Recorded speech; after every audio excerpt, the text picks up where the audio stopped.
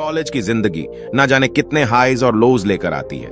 Marks, exams और भविष्य का दबाव, और फिर वो सब ऊपर से डिप्रेशन का भी साथ। इस कहानी में एक कॉलेज स्टूडेंट की जिंदगी की स्ट्रगल्स और उनकी जर्नी को देखते हैं। चलो आओ देखते हैं कैसे वो डिप्रेशन से लड़ते हुए अपने रास्ते को ढूंढते हैं। सुरेश पढ़ने में बहुत होशियार था, एग्जाम भी अच्छे गए थे, लेकिन 1 महीने की बीमारी ने उसको आत्महत्या के लिए मजबूर कर दिया। हुआ यूं कि सुरेश होनहार स्टूडेंट था, ठीक ठाक मेहनत करता था और ध्यान से पढ़ता था, जिस कारण उसके अच्छे नंबर आते। इस क्वालिटी को देखते हुए टीचर्स ने समझाया कि तुम MBBS की तैयारी करो। सुरेश को अपने आप पर पूरा भरोसा था। उसने 2 साल मन लगाकर मेहनत की, सब बढ़िया चल रहा था। अचानक साल के अंत में सुरेश को टाइफाइड हो गया और 1.5 महीने तक वह बीमार पड़ा रहा। जब सुरेश ठीक हुआ तो जोर शोर से पढ़ाई में लग गया और किसी तरह कोर्स खत्म करके परीक्षा में शामिल हुआ। रिजल्ट आया तो सुरेश का सिलेक्शन केवल 3 नंबर से रह गया था। शुरू में तो सुरेश संतुष्ट था।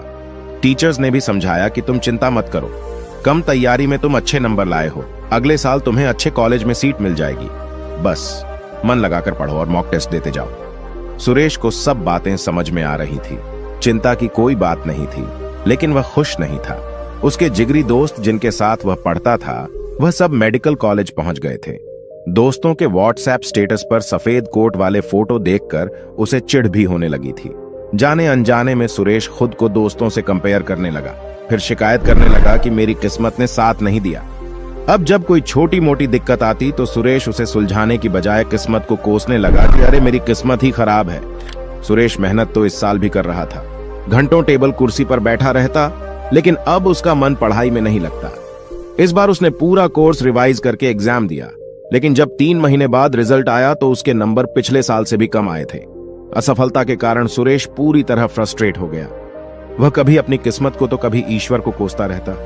वह बार बार खुद से दोहराता, इतनी मेहनत के बाद भी सिलेक्शन नहीं हुआ, मेरे साथ धोखा हुआ है। वह दिन भर अतीत के बारे में सोचता रहता।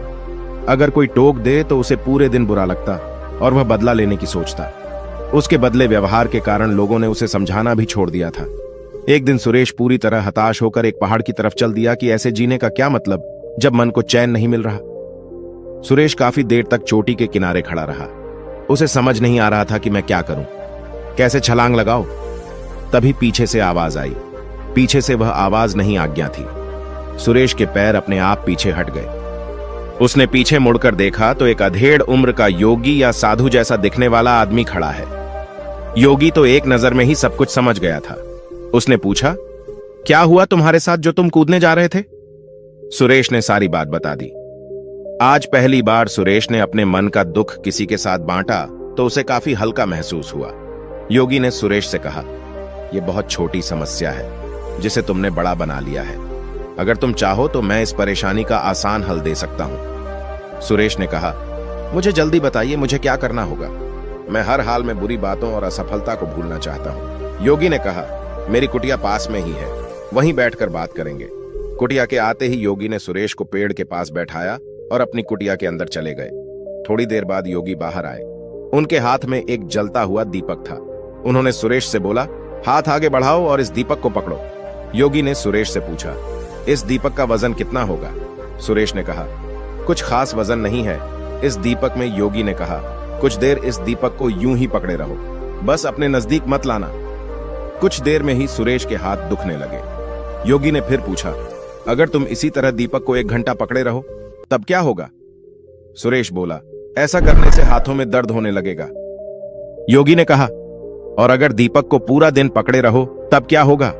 सुरेश ने कहा कि हाथ सुन्न पड़ जाएगा, मांसपेशियों में खिंचाव बढ़ जाएगा। योगी ने कहा, क्या इस दीपक के वजन में कोई अंतर आया है?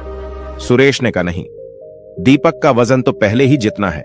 योगी ने कहा, जैसे दीपक हल्का होने के बावजूद हाथ को चोट पहुंचा सकता है, वैसे ही छोटी मोटी बात, चिंता न करने वाली बात अगर दिन भर पकड़े रहोगे तो भी अपने आप को भयंकर कष्ट में डाल लोगे।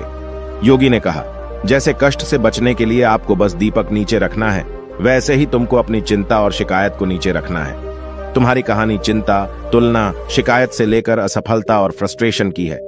यह सब तुम्हारे पहले विचार के साथ शुरू हुआ जब तुमने सोचा कि मैं पीछे रह गया, और यह विचार बार बार मन में चलता रहा। और ये विचार बार बार मन में चलता रहा। तब इसने तुलना यानी कंपैरिजन का रूप ले लिया। फिर कंपैरिजन ने शिकायत का रूप लिया। जब शिकायत की आदत पड़ गई तो तुम्हारे मन का चैन ही खत्म हो गया। सुरेश ने कहा, यह तो सब मैं समझ रहा हूं, मेरी आदत बन गई है। मैं दिन भर यही सब सोचता रहता हूं। बताइए मैं क्या करूं? योगी कहते हैं कि सबसे पहले इस बात को समझो कि जीवन में कभी न कभी यह हम सबके साथ होता है। हम प्लान बनाते हैं, मेहनत करते हैं, लेकिन वह पूरे नहीं हो पाते। इसमें न किस्मत की गलती है न हमारी, बस हम नए सिरे से दोबारा कोशिश करते हैं। यह सब तुम्हारे साथ छोटी उम्र में हो गया। तुमने ईमानदारी से मेहनत की लेकिन रिजल्ट नहीं मिला। लेकिन अगर तुम इस घटना से सीख लो, शिकायत और नेगेटिव विचारों को छोड़कर अच्छाई देखो और अपने काम में मन लगाओ, तो फिर जीवन में तुम्हें असफलता कभी नहीं रोक पाएगी। सुरेश अब उत्सुक था। उसे समझ में आने लगा कि उसे एक नई स्किल सीखनी है। यह घटना उसके जीवन का एक बड़ा लेसन बन गई। उसने योगी से पूछा, मुझे यह तो समझ आ गया कि पुरानी बातों को बोझ नहीं बनाना है, पर यह सब मैं करूंगा कैसे? योगी ने कहा, हमारा इंसानी दिमाग इस तरह से प्रोग्राम्ड है कि या तो यह धन्यवाद महसूस कर सकता है या फिर चिंता कर सकता है। इसलिए अपने दिमाग को धन्यवाद देना सिखाओ। छोटी छोटी चीजों में अच्छाई देखने की आदत डालो। ऐसा करने से कुछ देर तो तुमको चैन मिलने लगेगा, लेकिन कभी कभी धन्यवाद देने से काम नहीं चलेगा। हर रात सोने से पहले तुम्हारा मन हल्का हो जाना चाहिए। आज के दिन की गलती और दुख कल परेशान नहीं करना चाहिए, तभी जीवन में प्रगति होती है। इसलिए सोने से पहले तुम्हारा मन हल्का होना बहुत जरूरी है। ऐसा करने के लिए हर शाम को वह सभी बातों को लिखना शुरू करो जिनके कारण तुम परेशान थे, और उसके लिए भी धन्यवाद लिख दो। फिर 2 लाइनें लिखो कि आज तुमने क्या अच्छा किया, और 2 लाइनें कल तुम क्या बेहतर कर सकते हो। बस ये 3 चीजें लिखो। इससे मन को सुकून मिलेगा। कल कुछ बेहतर करने की इच्छा होगी। ऐसा करो और चैन से सोने चले जाओ। इस नाइट रूटीन को अपने जीवन में प्राथमिकता दूं। ऐसा करने से तुम हमेशा हल्के मुस्कुराते बने रहोगे, हमेशा मन लगाकर काम करोगे और कोई भी बड़ा हादसा या रुकावट तुम्हें परेशान नहीं कर पाएगी। सुरेश आज बहुत खुश था। उसे लगा कि मैं 2 साल फेल नहीं हुआ, बल्कि मुझे जीवन का अमूल्य लेसन मिला है। उसे लगने लगा अब जो भी होगा, जो भी मुश्किल आएगी, मुझे आगे बढ़ाएगी और एक बेहतर इंसान बनाएगी। उसने अपने मन में नोट किया कि मुझे हर रात बस 3 बातें लिखनी है। आज के दिन की परेशानी के लिए धन्यवाद देना है, आज क्या अच्छा किया और कल एक के दिन की परेशानी के लिए धन्यवाद देना है, आज क्या अच्छा किया और कल एक चीज क्या अच्छी कर सकता हूं, और इन 3 बातों को अपने जीवन में अमल करना है। दोस्तों, अगर आपको यह वीडियो पसंद आया तो देखिए हमारी यह वीडियो जो आपको हर काम में ध्यान कैसे ढूंढना है यह सिखा देगी, और हमसे जुड़ने के लिए सब्सक्राइब करिए। तब तक के लिए आपका दिल से आभार चाहता हूं।